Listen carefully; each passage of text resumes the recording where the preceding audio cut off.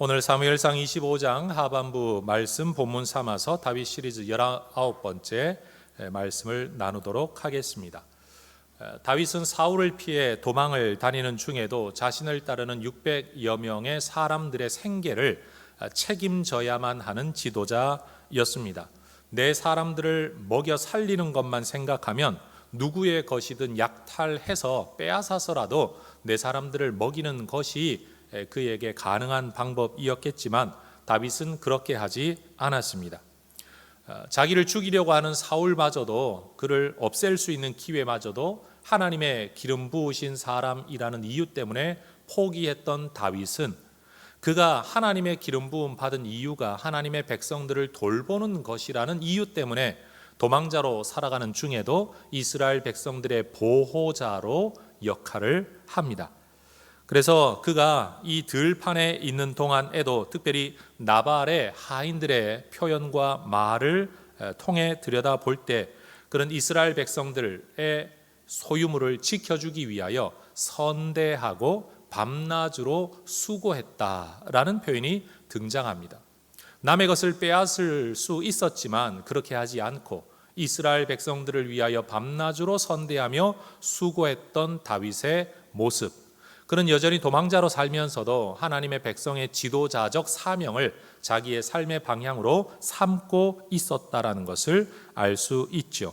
그런 과정에서 그가 특별히 돌보아 주었던 나발의 집안이 양털을 깎는 잔칫날, 그런 전령들을 보내어 정중하게 자기 무리의 식량을 좀 후원해 줄 것을 요청합니다.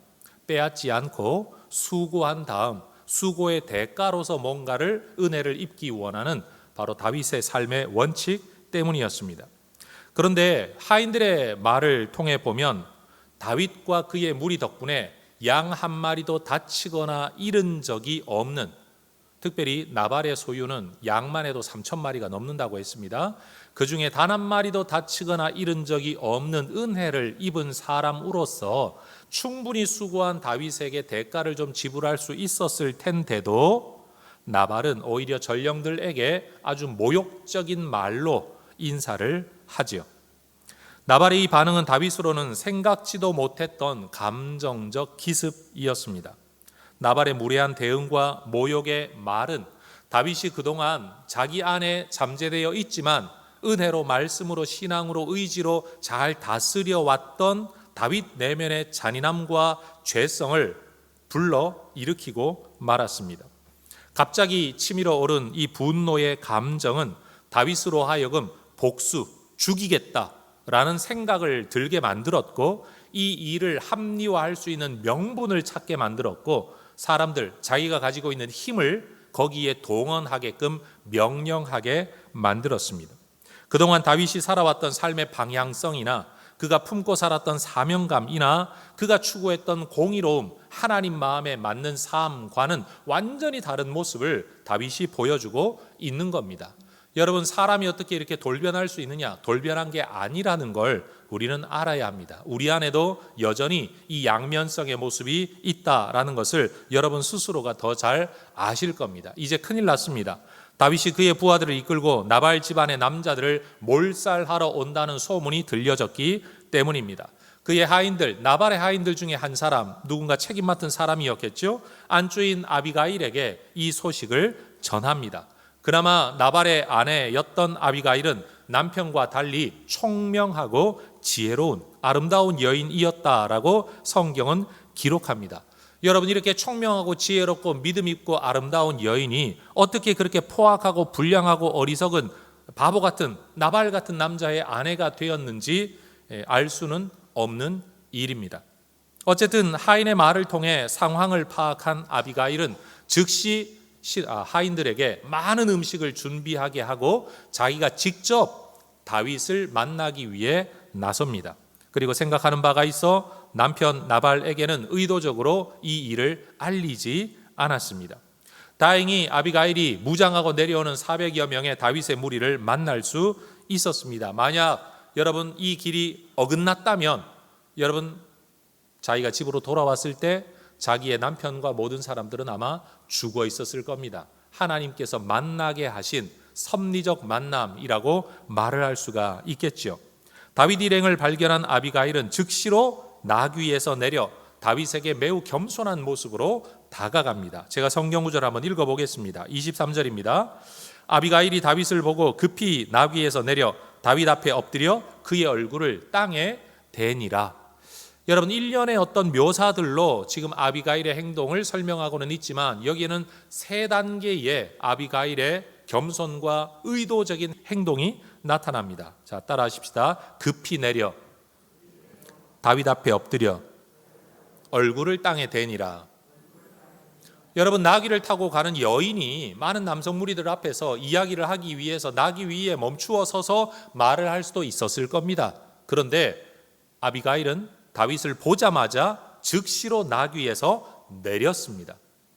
여러분, 차를 타고 가다가 내려서 누군가와 대화를 한다. 이거 얼마나 큰 예의입니까? 그러니까 나귀에서 내리는 것만으로도 충분히 다윗과 대화할 수 있었을 텐데 내린 아비가일은 땅에 엎드립니다. 그것도 다윗 발 앞에 엎드립니다. 그것도 겸손함이죠. 어느 정도로 엎드렸냐? 얼굴을 땅에 댈 만큼 엎드렸다. 굉장히 낮은 모습으로 다가가는 겁니다.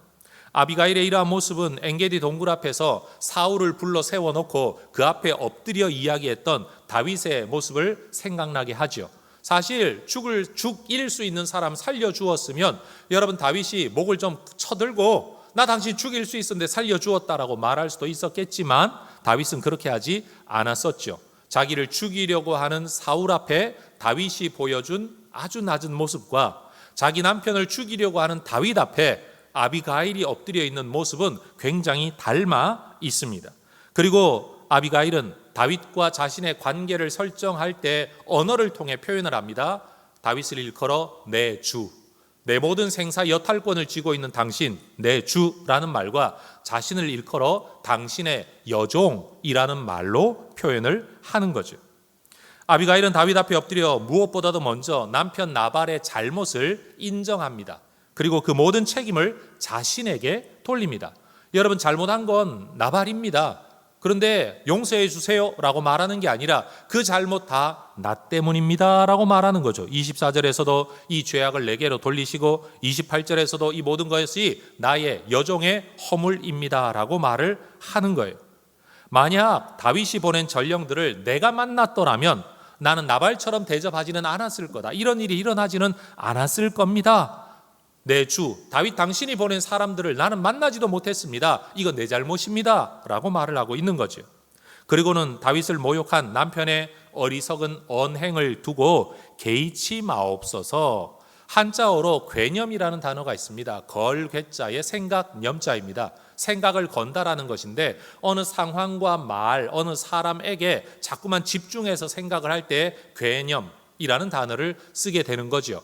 지금 아비가일은요, 잘못한 사람은 나발인데도 나발을 아예 빼놓으려고 합니다. 그가 잘못한 건 내 잘못입니다 라고 이야기를 하고 있는 거예요.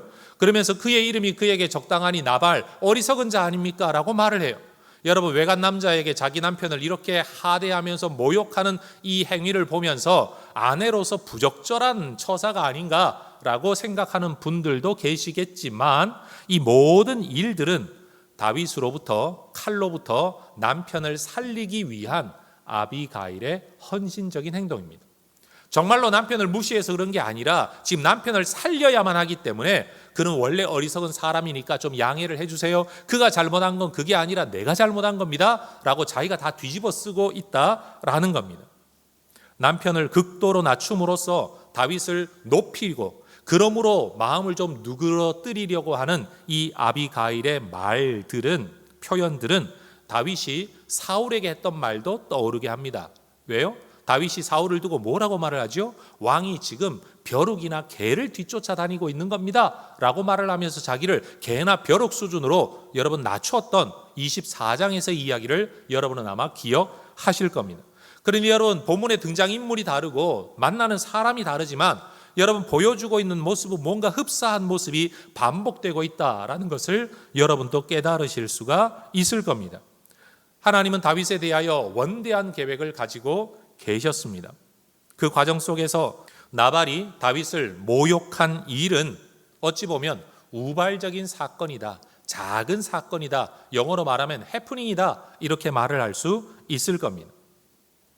나발의 어리석은 말과 행동을 두고 보자면 여러분, 다윗이 나발을 죽인다고 해서 막아설 수가 없습니다. 치안이 부재한 상태, 그 시대에 힘 있는 사람이 힘 없는 사람을 억누르는 시대에 칼을 들고 400여 명의 무리를 거느리고 있는 다윗이 여러분 정말로 사람을 모욕한 것이 사실인 나발과 그의 사람들을 죽인다고 해도 누구도 나발을 막아줄 수 있는 형편이 아니라는 것을 아비가일은 너무나도 잘 알고 있었던 것이죠. 그래서 아비가일은 나발의 잘못을 두고 이야기하지 않습니다. 그리고 나발에게 어떻게 하면 당신의 마음이 풀리겠습니까? 라는 말도 하지 않습니다. 그냥 나발은 아예 이 모든 이야기에서 제껴두고 그가 하고 있는 말은 뭐냐? 이 모든 게 다 내 잘못입니다.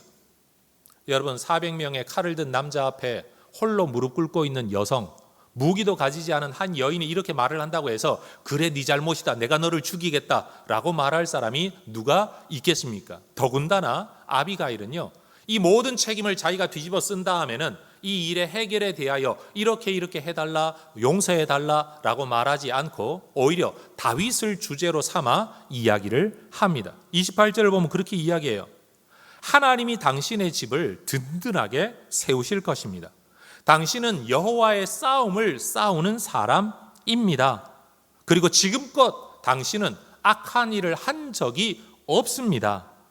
29절, 누군가가 당신의 생명을 찾는다고 할지라도 하나님은 당신을 하나님의 생명 보자기에 고이 싸서 보호하시기 때문에 누구도 당신을 해할 수 없을 것입니다. 누가 당신을 해하려고 한다면 하나님이 그 사람을 돌멩이처럼 멀리 집어던져 버리실 것입니다. 그리고 나서 하는 말 30절과 31절 같이 한번 읽어볼까요? 여호와께서 내 주에 대하여 하신 말씀대로 모든 선을 내 주에게 행하사 내 주를 이스라엘의 지도자로 세우실 때에 내 주께서 무죄한 피를 흘리셨다든지 내 주께서 친히 보복하셨다든지 함으로 말미암아 슬퍼하실 것도 없고 내 주의 마음에 걸리는 것도 없게 될 것입니다. 아비가일의 말이 이것이죠. 하나님은 반드시 당신을 이스라엘의 지도자로 세우실 것입니다. 그때 이스라엘의 지도자, 왕이 되어야 할 사람이 무고한, 무죄한 일반 서민 백성, 무장하지도 않은 이스라엘 백성을 죽였다, 그들의 피를 흘렸다라는 이유로 비난받지 않으려면 지금 참으셔야 합니다. 하나님의 싸움을 싸워야 할 큰 일을 해야 될 분이 지금 한 사람의 어리석은 자의 말 때문에, 개인적인 분노, 감정 때문에 싸우지 말아야 할 사람과 싸우는 거 합당하지 않습니다. 훗날 당신이 이때를 돌아보며 후회할 일 하시면 안 됩니다. 하나님이 당신을 반드시 보호하십니다. 당신을 맞서는 나발 같은 사람 하나님이 알아서 처리하실 겁니다. 하나님의 주권을 따르지 않고 자기 감정을 따라 자기 힘을 마음껏 사용하는 사울 같은 삶을 살면 안 됩니다. 지금 아비가일이 다윗에게 하고 있는 말이 바로 이런 말이었어요. 여러분, 다윗은 하나님 마음에 맞는 사람이었기 때문에 하나님이 그를 골라 사무엘을 통해 기름을 부으셨고 이스라엘의 왕이 되도록 선택하신 사람이었습니다. 그 이전도 그 이후도 다윗은 계속해서 하나님 마음에 맞는 삶을 추구해 왔었습니다. 그런데 한순간의 감정의 폭발로 인해서 그는 다윗의 길, 지금껏 걸어왔던 믿음의 길이 아니라 사울의 길을 걸으려 하고 있습니다. 그랬던 다윗이 지금 아비가일의 말을 듣고 정신이 번쩍 난 겁니다. 여러분, 다윗이 어떤 사람입니까? 자기를 죽이려고 하는 그 악한 사울에게서도, 변질되고 귀신에 사로잡힌 게 너무나도 분명한 사울에게서도 하나님의 기름 부음이라는 하나님의 흔적, 하나님의 주권, 하나님의 섭리, 이걸 볼 수 있었던 사람이 다윗입니다. 그런데 그랬던 그가 지금 나발, 자기를 죽이려고 하는 것도 아니고 기껏해야 자기를 좀 모욕한 나발, 그의 말 속에, 그 속에 하나님의 주권, 하나님의 섭리, 하나님의 뜻을 생각하거나 기도하지도 않고 당장 그 말 때문에 마음이 상했다고 그를 죽이겠다고 달려들어서는 다시 말해 이 모든 일 속에서의 하나님의 주권을 다윗은 전혀 생각하지 못하고 있었다라는 거죠. 여러분, 믿음으로 잘 살아가던 사람이라고 해서 항상 모든 일에 모든 사람에게 모든 상황에서 올바른 삶을 살기는 쉽지 않습니다. 어제까지만 해도 너무 누가 보더라도 타당한 처신과 결정을 내리던 사람이 오늘 너무나도 이상한 결정을 내리는 일들이 우리의 삶에는 존재한다라는 겁니다. 제가 공식적으로 우리 성도 여러분들에게 부탁을 드립니다. 우리 정명호 목사님 분명한 분이야. 흩은 짓 안 하는 분이야. 똑 부러지는 분이야. 그런 분 알아서도 잘하실 거야. 여러분, 이렇게 저를 믿지 마시고, 여러분 저 같은 사람도 어느 날 갑자기 생각이 획 돌아서고 감정이 뒤집어지면 저도요, 여러분이 볼 때 정 목사님이 그랬다고 할 만한 일을 저지를 수 있는 위험한 사람이라는 것을 여러분이 꼭 기억을 하시고 저를 도와주셔야 됩니다. 어떻게 돕느냐? 하나는 기도하는 것이고 또 하나는 아비가일처럼 역할하는 거예요. 그러니 목사를 견제해야 된다, 목사를 감시해야 된다, 제가 그 말하고 있는 게 아닙니다. 아비가일은 다윗을 감시하거나 견제한 게 아닙니다. 오히려 더 겸손함으로 그의 내면에 있는 사명감을 일깨우고 본질의 방향성을 일깨우고 당신이 어떤 삶을 살아야 되는 사람인지를 일깨워서 스스로 돌이키게 만들었던 것이 아비가일이라는 사실이죠. 아비가일은 잠시 눈멀었던 다윗을 눈뜨게 만들어준 사람입니다.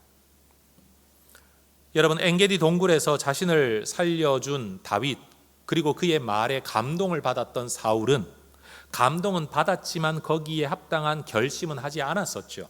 그런데 오늘 본문에서 다윗은요, 내가 감정에 치우쳐 누군가를 죽이려던 행동을 실행하는 과정 속에서 이 아비가일의 행동과 말에 감동을 받았어요. 그리고 거기에 걸맞은 결심을 합니다. 어떻게 해요? 성경 33절 말하죠. 너의 지혜를 칭찬하며 네가 복이 있기를 바란다. 오늘 내가 피를 흘릴 것과 친히 복수하는 것을 네가 막았느니라. 여러분, 막았다는 게 뭡니까? 내가 안 하겠다는 겁니다. 너 때문에 내가 그 일을 하지 않겠다라고 말을 하는 겁니다. 그러면서 32절을 보면 아비가일과의 만남을, 그녀의 말을 통해 여러분 하나님의 주권을 다시 깨닫고 우리 하나님을 찬양하죠. 이런 만남을 주신 하나님, 이런 깨달음을 주신 하나님, 이 여인에게 이런 지혜를 주신 하나님 찬양한다 라고 고백을 하는 겁니다. 여러분, 지금 이 사건이 일어난 시점에서 보자면 그의 영적 멘토요 지도자였던 사무엘은 이미 세상을 떠났습니다. 그리고 다윗이 왕으로 살아가는 동안 그의 옆에서 영적 조언자 역할을 했던 나단 선지자는 아직도 등장하지 않았습니다. 사무엘은 세상을 떠났고 여러분, 앞으로 그의 조언자 역할을 할 나단은 아직 등장하지 않은 상태, 영적 지도자의 공백기였습니다. 여러분, 그에게는 아비아달이라는 제사장이 분명 함께하고 있었습니다. 그럼에도 불구하고 이 사건과 상황에서는 아비아달은 어떠한 영적 영향력을 다윗에게 끼치지 못했던 것 같습니다. 예를 들어 칼을 차라 라고 말을 할 때 아비아달 제사장이 왕이시여, 왕은 아니죠, 다윗, 지금은 이러면 안 됩니다. 당신이 무고한 이스라엘 백성들의 피를 흘리면 안 됩니다. 아비가일이 했던 말을 사실은 아비아달이 했어야 정상인데 아비아달의 말은 한마디도 등장하지를 않습니다. 어쩌면 감정에 함께 여러분 치우쳤을 수도 있고 아니면 이 상황에서 소외되어 있어서 몰랐을 수도 있고 성경은 아비아달의 역할을 전혀 언급하고 있지 않기 때문에 우리는 이 상황을 이해하지 못합니다. 여러분, 포지션을 가지고 있고 직분을 가지고 있다고 해서 항상 누구에게나 영향력을 가지는 건 아닙니다. 어쩌면 상상을 해보면 아비아달이 말렸는데도 불구하고 다윗이 내가 너를 먹여 살리고 있다는 거 너 잊지 마라 라고 말을 하며 무시했을지도 모릅니다. 그건 다 상상입니다. 어쨌든 아비아달이 영향력을 끼치지 못할 때 하나님은 아비가일이라는 한 여인을 통해 다윗을 붙들어 세우신 겁니다. 그런 면에서 아비가일은 사무엘도 떠나고 나단은 나타나지 않은 영적 지도력의 공백 상태에서 상황에서 시기에 다윗에게 선지자와 같은 역할을 했습니다. 아비가일은 선지자가 아닙니다. 그런데 그가 한 역할은 믿음의 길을 떠나려고 하는 사람을 믿음의 길로 돌아서게 만든 선지자의 역할이었습니다. 여러분, 직분이 없고 능력이 없고 힘이 없고 빽이 없어도요, 얼마든지 아비가일처럼 선지자적 사명을 감당할 수 있을 줄로 믿습니다. 여러분, 또 우리가 그런 역할을 할 수 있기를 꿈꾸며 기도해야 될 줄로 압니다. 여러분, 순종하는 하나님의 사람들의 삶이라는 게 믿음으로 살아간다는 것이 하나님, 내 삶을 인도해 주세요, 내 삶을 하나님께 바칩니다 라는 고백 한마디로 믿음의 길을 끝까지 편안하게 저절로 걸어갈 수 있는 게 아닙니다. 여러분, 우리가 예수를 믿게 된다라는 것과 세례를 받는다는 게 여러분, 하나님 앞에서 죄를 없이 해주신다라는 것이 없는 것처럼 여겨주신다는 거지, 실제로 죄성을 우리의 유전인자에서 지워버리는 게 아니라는 겁니다. 하나님이 우리를 직분자로 세우시고 봉사자로 세우시고 목사로 세우실 때에 여러분, 사람 마음속에 있는 모든 죄성을 다 지워버려서 그런 욕구를 느끼지도 못하게 하고 오직 하나님과 하나님의 말씀과 교회를 위해서만 살아갈 수 있도록 만드시는 게 아니라는 겁니다. 죄성 그대로 가지고 있는 위에 하나님이 은혜를 주셔서 너 이 일을 하도록 기름 부어 주신 것, 그게 우리의 모든 직분자들의 현실적인 모습이라는 겁니다. 믿음대로 살면 이 직분 감당할 수 있는데 어느 날 내 안에 있는 죄성이 뒤집어져 나를 다스리기 시작하면 여러분, 사람들에게 더 많은 상처를, 하나님의 영광을 더 크게 가리는 일들을 우리 기독교인들, 특별히 기독교 지도자들이 하고 있다라는 거죠. 사람들은 말합니다. 예수 믿는 사람이 어떻게 그럴 수 있냐? 그런데 여러분, 예수를 믿는다고 죄성이 없어지는 게 아니라는 것을 우리는 깨달아야 된다라는 거죠. 여러분, 다윗 앞에 무릎 꿇은 아비가일이 다윗을 다시 하나님 앞에 무릎 꿇게 만들었습니다. 상상해 보세요. 400여 명의 남자들이 분기 탱천에서 칼을 들고 오고 있는데 그 앞에 홀로 400의 숫자 앞에 한 명, 칼을 든 사람 앞에 아무것도 없는, 그리고 누군가를 죽이기 위해 몰려오는 사람들 앞에 무릎 꿇은 한 여인. 이 당시 문화로 따지면 세상을 움직이는 건 남자들입니다. 그리고 힘입니다. 숫자입니다. 그런데 지금 아비가일은 그 모든 것 가지고 있지를 않습니다. 그런데 하나님 나라 역사를 지금 누구를 통해 그 흐름을 바꾸고 있냐? 바로 아비가일 한 사람이었습니다. 아비가일의 설득에 다윗은 나발을 죽이려던 길에서 돌이켰습니다. 한 집안이 완전히 풍비박산 날 수 있는 엄청난 위기 상황을 가까스로 넘긴 아비가일이 여러분, 집으로 돌아오면서 얼마나 많은 한숨을, 안도의 한숨을 내쉬었겠습니까? 그런데 집에 딱 돌아와 보니 여러분, 집에서 어떤 상황이 벌어지죠? 남편 나발이 사람들과 더불어 왕의 잔치와 같은 잔치를 크게 배설 벌여놓고 크게 취하고 마음에 기뻐하고 있었습니다. 왕의 잔치와 같은 잔치라는 표현을 통해서 여러분, 나발이 마음만 먹으면 다윗 일행에게 얼마든지 많은 양식을 제공할 수 있었다라는 사실을 우리는 알 수 있습니다. 미래의 왕을 모욕한 어리석은 사람이 스스로 왕 같은 축제를 벌이고 있는 겁니다. 지금 자신이 죽을 고비를 넘겼다는 이 상황의 절박함을 전혀 모르는 상태에서 크게 취하여 마음에 기뻐하고 있는 이 사람은 그 이름 그대로 나발, 어리석은 모습을 보여주고 있는 거죠.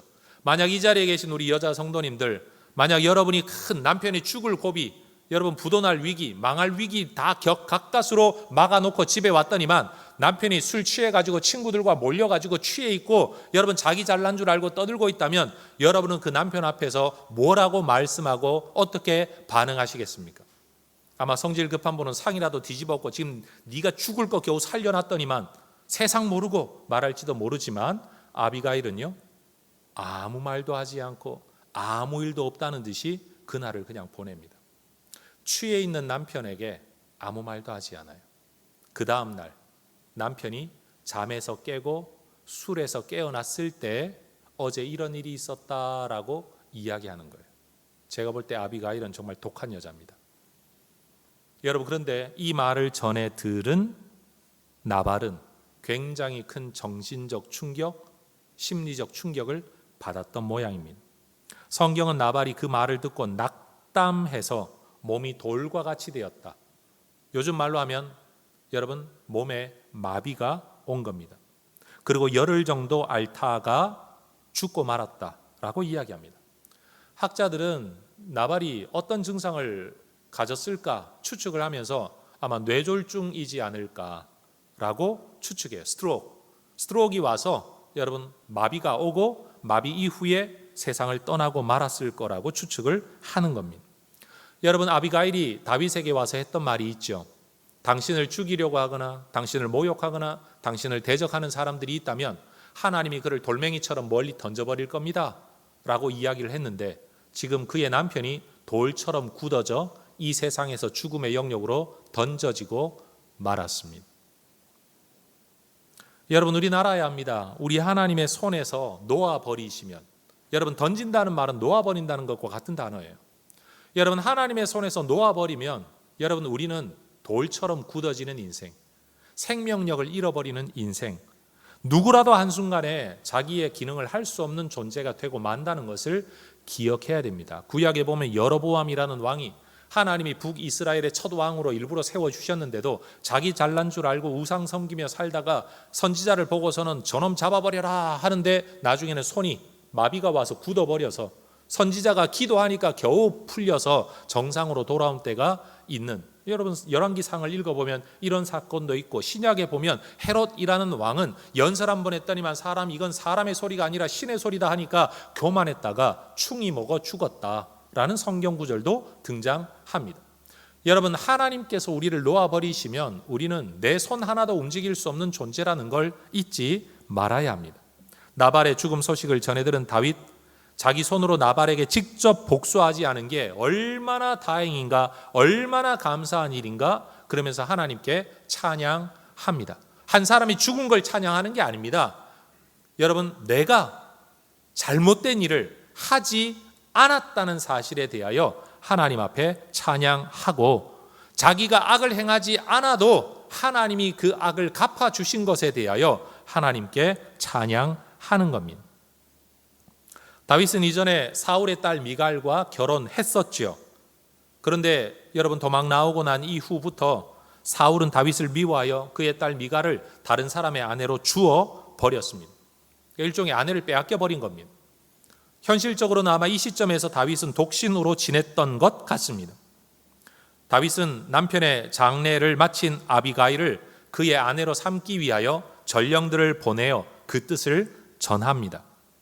아마도 다윗은 아비가일이 용모가 아름답다라는, 요즘 말로 하면 흔히 성적인 대상으로서의 매력이 있어서 나 혼자 살기 힘드니까 아내가 필요하니까 그렇게 아비가일에게 청혼한 것이 아니라, 아비가일과의 단 한 번의 만남이지만 너무나도 인상적인 만남, 그의 지혜로운 처신, 그리고 그가 가지고 있었던 하나님의 뜻과 섭리에 대한 확신, 이 문제를 해결해 나가는 그의 총명함, 아마 이런 것들의 매력을 느꼈던 것 같습니다. 이런 여인이 자기 곁에 있어 준다면 매 순간 중대한 결정을 해야 될 지도자, 리더로서 외로운 삶을 살아가는데 분명 좋은 조언자 역할을 할 수 있을 거라고 믿었던 모양입니다. 아비가일이 그런 말을 하지 않았습니까? 당신은 여호와의 싸움을 싸워야 할 사람입니다.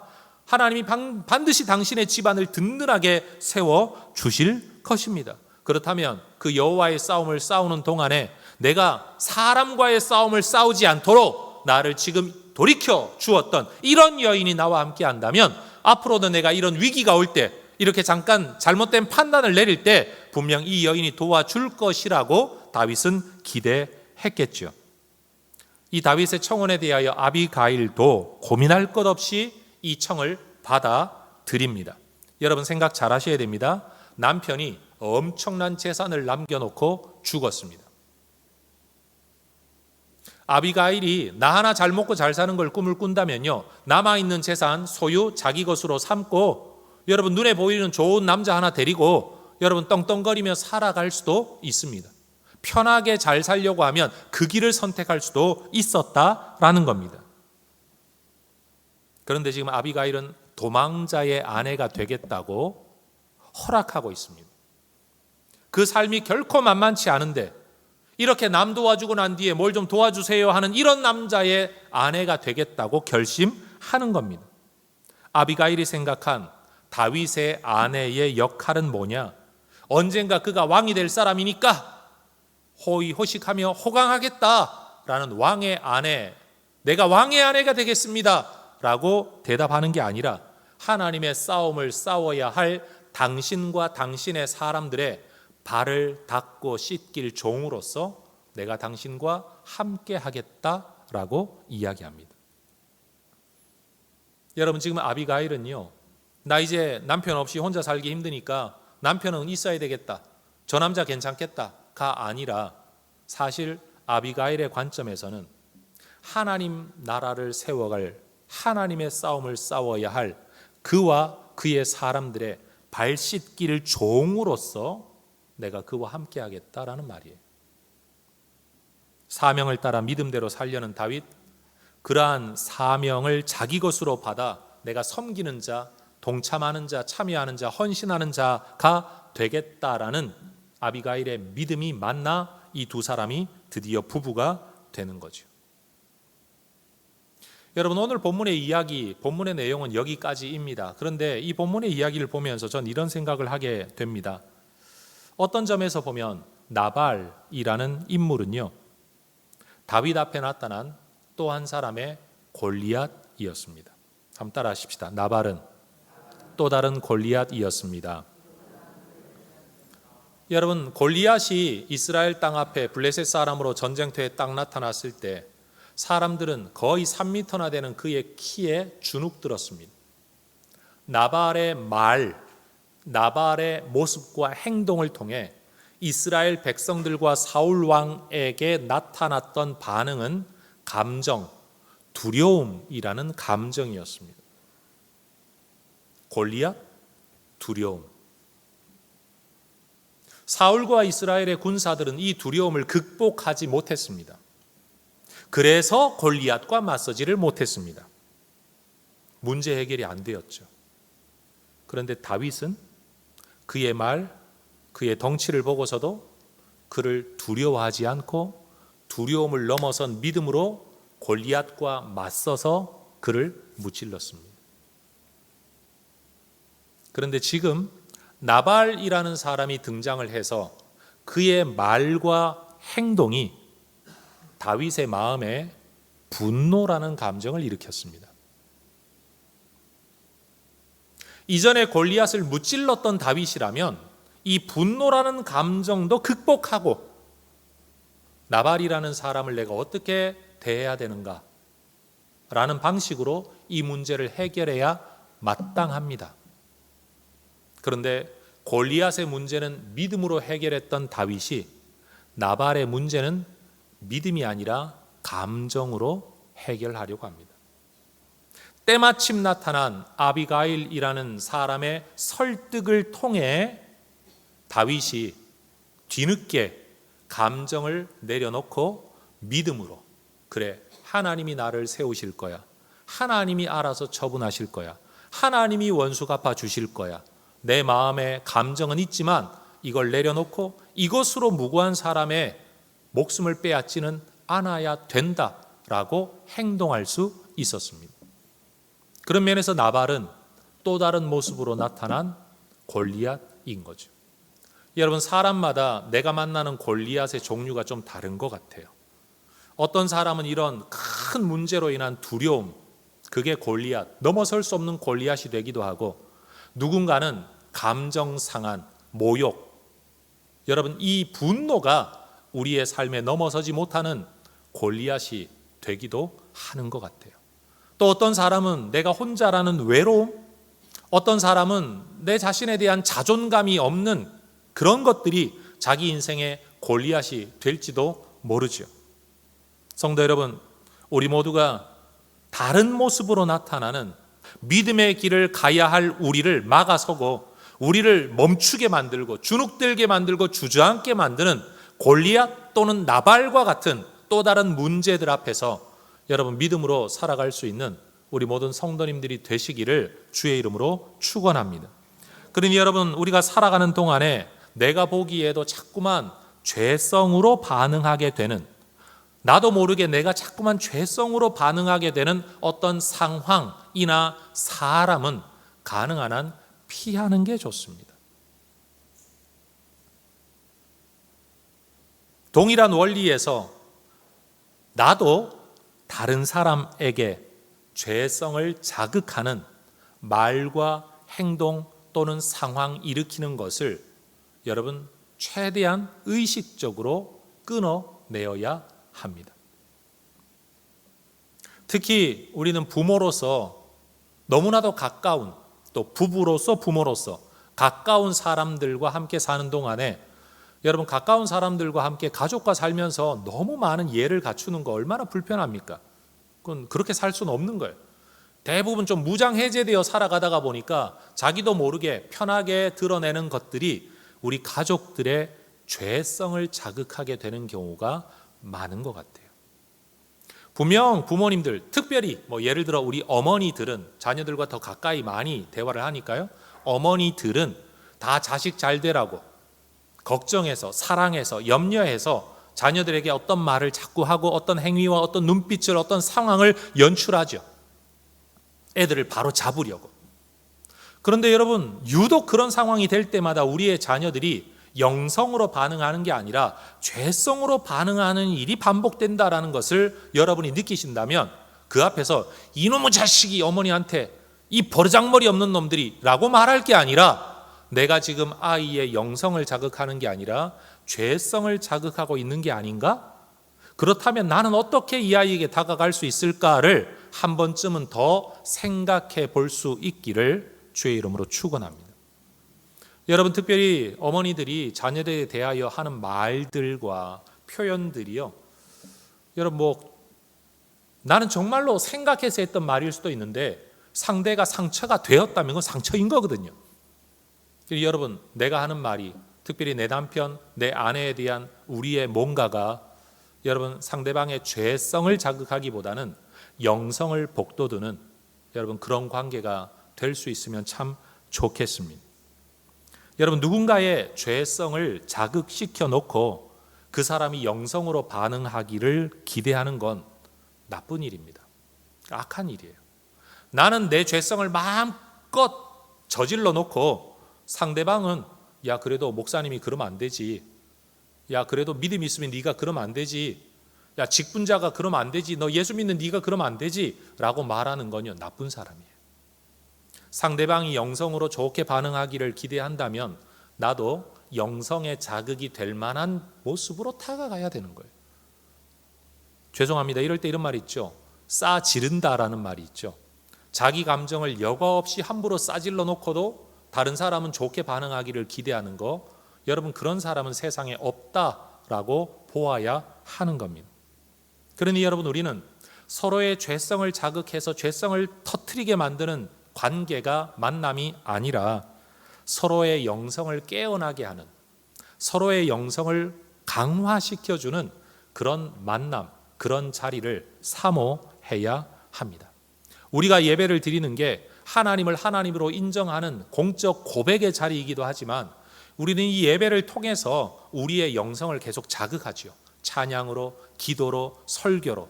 여러분 하나님을 자꾸만 의식하면서 우리의 영적 감각을 깨워나가고 있는 일이라는 걸 기억해야 합니다. 내가 예수 믿는 사람이니까 의무로 주일 예배 참석했다, 주일 예배 드렸다 라고만 말할 게 아니라 이 일들을 통해 내 영적 감각을 계속 일깨우는 과정이 하나의 예배가 되어야 된다라는 거죠.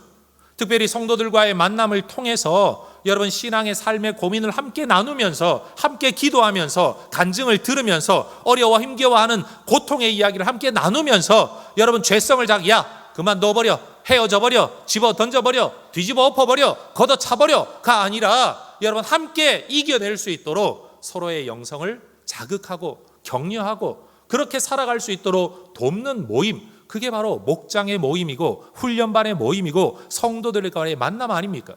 심지어 설교자가 없을 때는 영상으로 보든지 아니면 여러분 경건 서적을 통해서라도 내 영성을 끊임없이 자극하는 일들이 우리에게 필요하다라는 것이죠. 사람이 사람답게 살아가는 일은요 혼자서는 불가능해요. 사람으로의 자극이 없는데 사람이 사람다움이 뭔가를 알 수가 없는 거죠.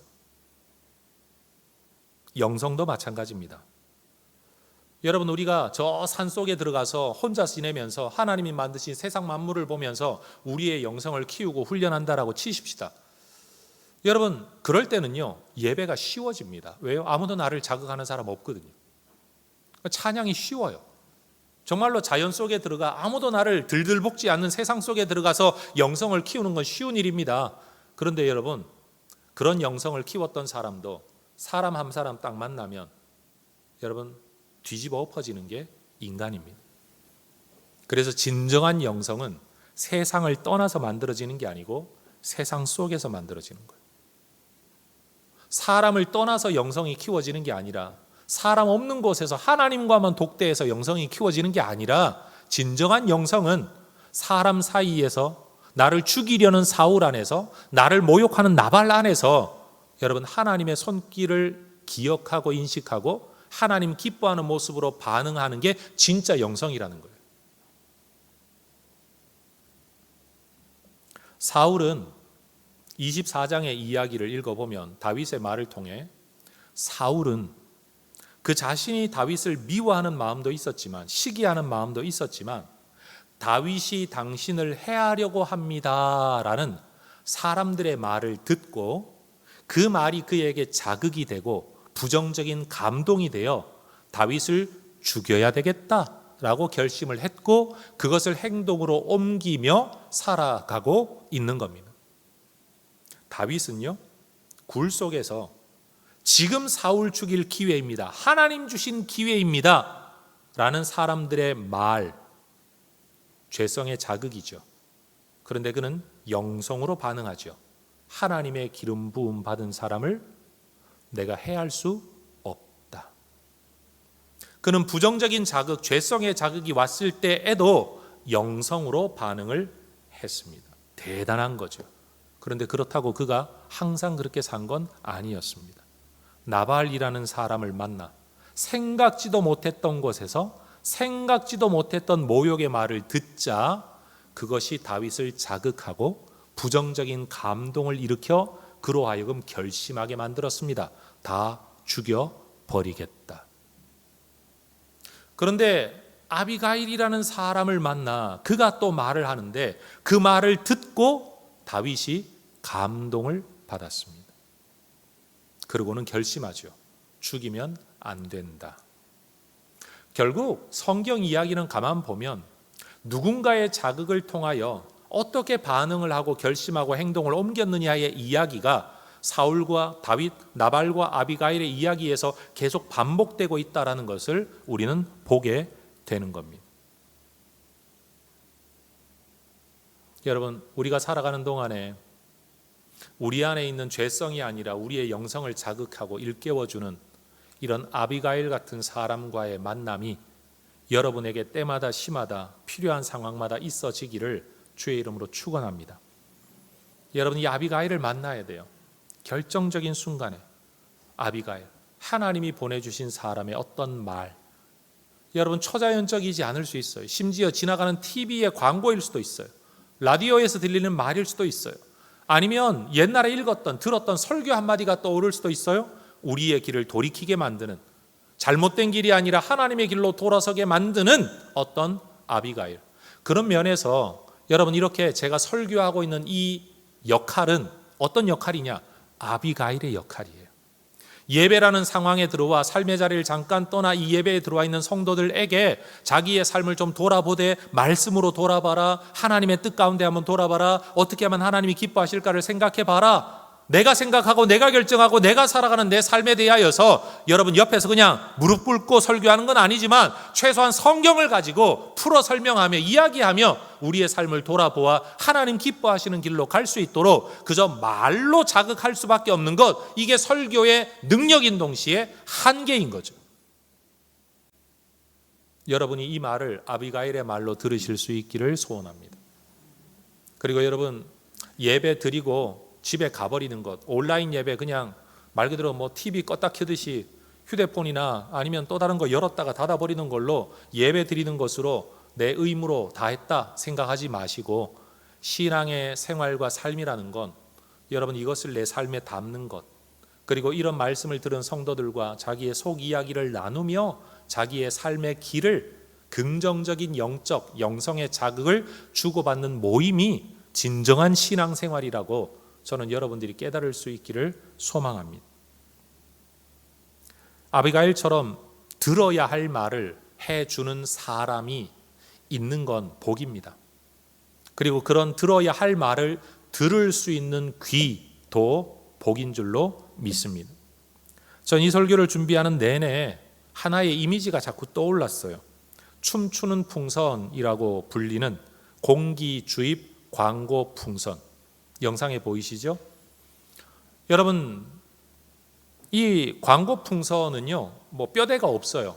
말 그대로 모터를 통해 공기를 주입하면 천조가리인, 플라스틱 천조가리인 저 인형이 그냥 공기 부는 대로 그냥 이렇게 춤을 추는 거죠. 만약 공기 주입이 멈춰진다면 저 인형은 그냥 힘없이 주저앉고 맙니다.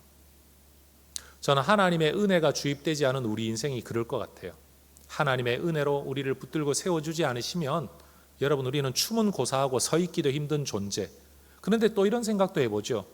저 인형을 춤추게 만드는 공기의 주입, 그 자극, 그 감동이 여러분, 죄성의 공기, 죄성의 자극이 계속 온다면 우리는 죄성의 춤을 추게 되겠죠. 근데 만약 그것이 영성의 자극과 영성의 감동의 공기가 주입된다면 여러분, 우리는 영성의 춤을 출 수 있을 것입니다. 우리는 타고난 죄인인 동시에 하나님의 형상입니다. 구원받은 하나님의 사람으로서 우리 안에는 죄성과 영성이 공존합니다. 우리는 언제든지 죄의 모습으로 드러날 수도 있고 언제든지 의로운 모습으로도 드러날 수 있는 가능성이 우리 안에 있습니다. 그래서 이런 인사말을 따라하라라고 말을 할 때 어떤 분들은 생각 없이 웃으면서 들으시지만 저는 너무나도 중요한 신학적 고백을 담아 저는 이 표현을 자꾸만 쓰는 겁니다. 한 번 더 따라해 볼까요? 나의 죄성을 자극하지 말아주세요. 더불어 우리는 다른 사람의 죄성도 자극하지 않아야 합니다. 왜요? 그 사람이 믿음 안에 살아갈 수 있는 방법은 영적 자극을 잘 받아 의로운 모습으로 살아가게 하는 것, 이게 하나님 기뻐하시는 모습이기 때문입니다. 오늘 이 설교를 듣고 우리 성도님들 다시 한번 우리 모두의 삶을 돌아볼 수 있으면 좋겠습니다. 여러분이 뭔가 내뱉는 일상적인 언어의 표현과 어투와 표정과 모든 말들이 내 남편의, 내 아내의 영성을 자극하고 있나? 죄성을 자극하고 있나? 틀린 말이냐 아니냐? 내가 없는 말을 했냐? 나 당신 사랑해서 하는 말이다. 이거 다 필요 없습니다. 당연히 그래야죠. 그 위에 하나를 더 생각하라는 말입니다. 그 모든 전제 위에 하나를 더 생각해서 좋은 의도로 한 내 말이 상대방의 죄성을 자극하고 있나? 영성을 자극하고 있나? 여러분, 그것까지 생각하며 우리가 살아갈 수 있으면 좋겠습니다. 또 나 자신에 대해서는 상대방이 혹여 죄성을 자극하는 말을 하더라도 나는 그래도 영성으로 반응할 수 있도록 나는 하나님을 의식하며 반응할 거야 라고 말할 수 있는, 그렇게 결심할 수 있는 여러분 참 훈련된 하나님의 사람들, 그렇게 우리가 모두 살아갈 수 있기를 주의 이름으로 축원합니다. 기도하겠습니다.